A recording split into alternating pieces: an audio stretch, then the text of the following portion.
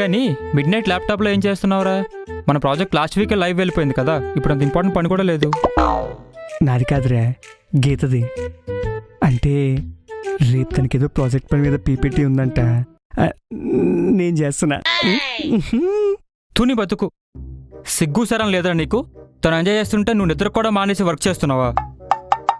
రే తిట్టేది నిన్నేరా, సిగ్గు లేకుండా వర్క్ చేసుకుంటావేంటి? ఇటు చూడు. మన లైఫ్ వాల్యూ గర్ల్ ఫ్రెండ్ లేకపోతేనే తెలుస్తుందిరా. గర్ల్ ఫ్రెండ్ లేకపోతే ఎంత హ్యాపీగా ఉంటుందో తెలుసా? ఫ్రెండ్స్తో నైట్ పార్టీ చేసుకోవాలంటే ఎవ్వరి పర్మిషన్ అవసరం లేదు.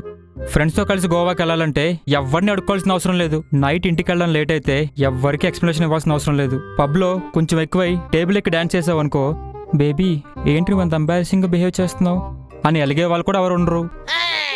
అన్నిటికన్నా ఇంపార్టెంట్, మన లైఫ్లో ఇంపార్టెంట్ డెసిషన్స్ అన్ని మనమే తీసుకోవచ్చు. ఎవరి మీద డిపెండ్ అవ్వాల్సిన అవసరం లేదు.